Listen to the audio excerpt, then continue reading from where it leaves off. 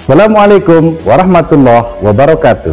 Selamat pagi, salam sejahtera untuk kita semua. Halo Sobat Budaya, selamat datang di Dinas Dikbud Kabupaten Lombok Timur, Provinsi Nusa Tenggara Barat. Kembali bersama kami, Bidang Kebudayaan Kabupaten Lombok Timur dalam acara digitalisasi cagar budaya. Kali ini kami akan mengajak Sobat Budaya untuk mengunjungi Balai Pustaka yang berada di Desa Jeruwaru, Kecamatan Jeruwaru, Kabupaten Lombok Timur, Provinsi Nusa Tenggara Barat. Mari ikuti kami untuk melihat lebih jauh tentang Balai Pustaka Jeruwaru. Jeruwaru merupakan salah satu desa di Kecamatan Jeruwaru, Kabupaten Lombok Timur.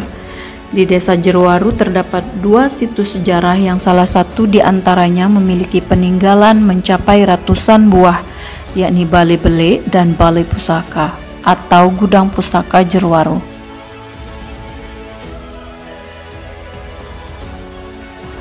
Balai Pusaka Jeruwaru terdapat di antara pemukiman masyarakat. Situs ini hanya terdiri dari satu bangunan yang berukuran 5 x 5 meter persegi. Meskipun demikian, bangunan ini menyimpan kurang lebih 600 benda pusaka.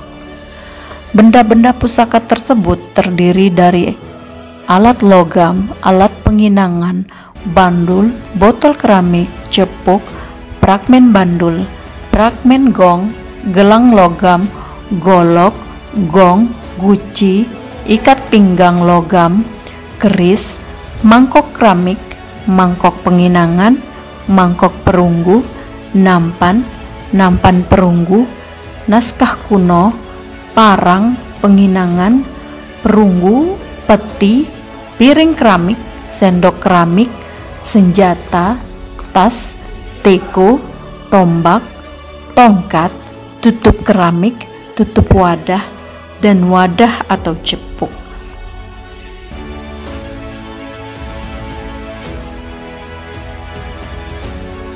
Benda-benda pustaka yang ada di Balai Pustaka Jeruwaru ini masih tetap dijaga dan dibersihkan dalam acara adat, terutama keris.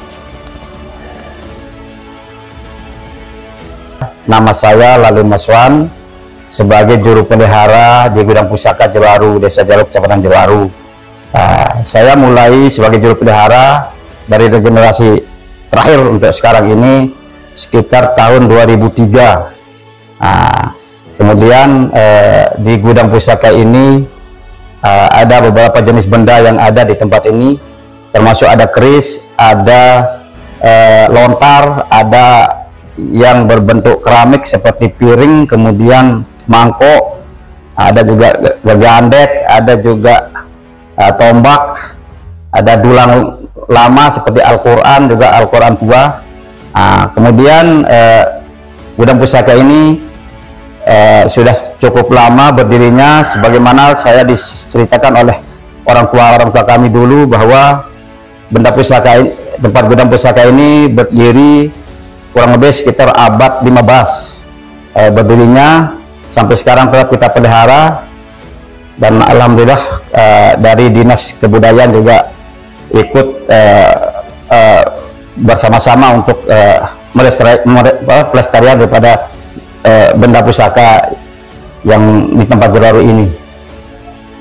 Kemudian pemanfaatan lain juga di tempat Gudang Pusaka ini, pertama dikunjungi oleh wisatawan lokal maupun non lokal,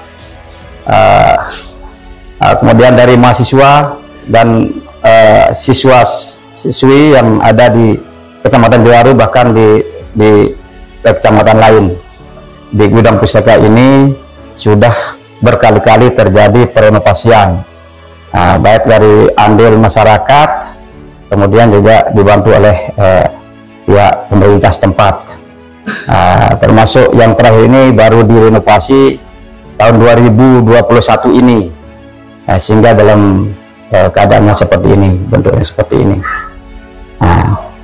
Kemudian pemanfaatan lain termasuk sering diadakan ritual-ritual yang selalu dilakukan oleh masyarakat lokal maupun luar, juga berdatangan untuk melakukan acara ritual yang selalu diselenggarakan setiap bulan Maulid bertepatan tanggal 12 Rabiul Awal.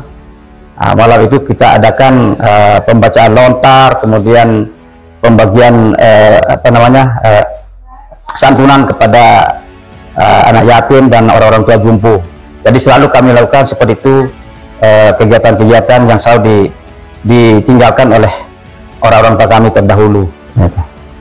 Jadi kegiatan lain di tempat gudang pusaka ini selalu kita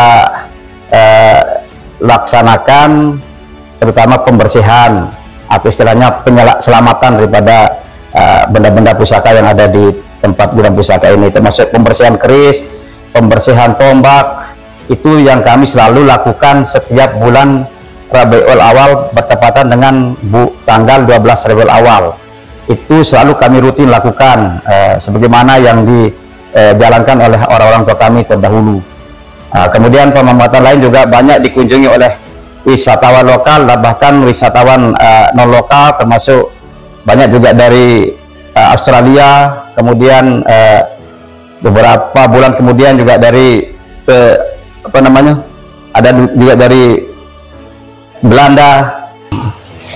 Nah, ini termasuk ini adalah Al-Quran yang cukup tua sekali, bahkan ada yang pernah mendeteksi Al-Quran ini dari tim dari Museum Nusa Tenggara Barat. Beliau mendeteksi tuanya dari Al-Quran ini, katanya dari abad 15, sudah mulai dari abad 15. Kemudian juga ada benda lain seperti keramik, ini berupa mangkok. Itu pun hasil deteksi dari kepala museum dari Australia sampai dari abad 15 sudah ada di tempat ini. Nah, seperti itu yang kami disampaikan dari kunjungan daripada ahli keramik yang dari Australia. Kemudian ini juga ada keris banyaknya sebetulnya yang ada di gudang pusaka ini sebanyak 54 buah keris, yang sebelumnya cukup banyak, namun ada yang dibawa ke Pejanggi dan Beleke pada tahun-tahun dulu itu, yang yang dibawa oleh Al-Mukarram Tuan Guru Haji Muhammad Mutawalli, karena beliau sebagai tokoh kami dulu, beliau yang menghimpun benda-benda yang ada sambil menyiarkan dakwah Islam ke tempat-tempat daerah lain. Beliau selalu membawa untuk ditempatkan atau dikumpulkan di satu tempat seperti di gudang pusaka ini. Seperti ini ada beberapa buah, ada sekitar 5-6 dulang. Ini khusus dipergunakan untuk acara-acara ritual. Gong juga ini selalu didatangi oleh pengunjung yang barangkali karena keyakinannya mereka minta atau ambil airnya sebagai pengobatan alternatif lah. Ada gendit, ini dipergunakan dulu sebagai ikat pinggang. Nah, para leluhur-leluhur kita dulu, itu yang kita diceritakan oleh orang-orang tua kami dulu sebagai ikat pinggang daripada gendit ini.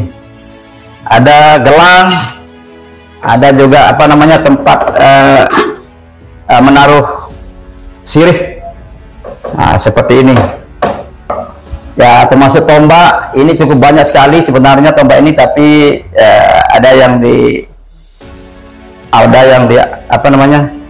diambil oleh masyarakat langsung ketika ada acara ritualnya, baru mereka kembalikan ke tempat gudang pusaka.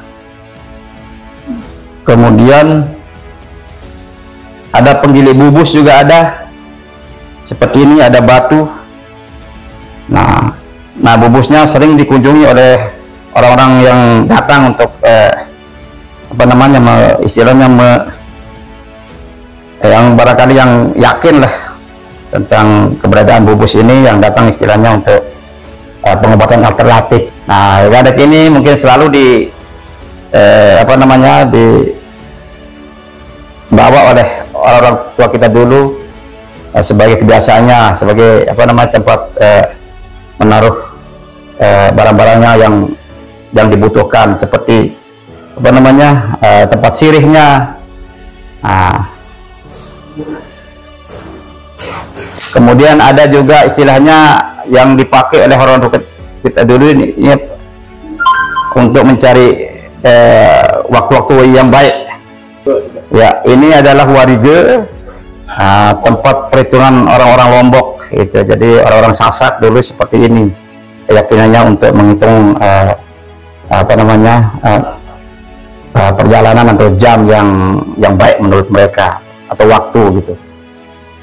Nah, kemudian ada botol, ya botol minuman ini ya mungkin ya kita paham sudah.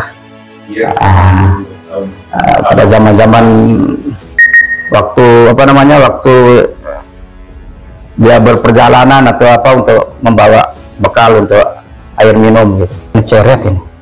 Ya ini termasuk ada ceret.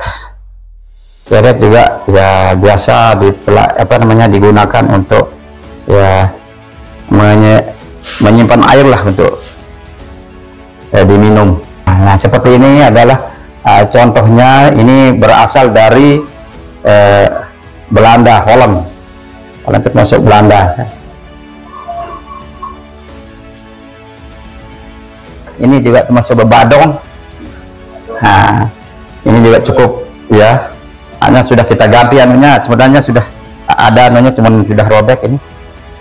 Ya, fungsinya ini ya sebagai motivasi untuk setiap ada apa namanya perisian, atau kadang-kadang dulu kan istilahnya main siap, dia kan pakai dipergunakan untuk main siap. Seperti itulah ini nyata sebagai motivasi lah untuk kekebalan lah.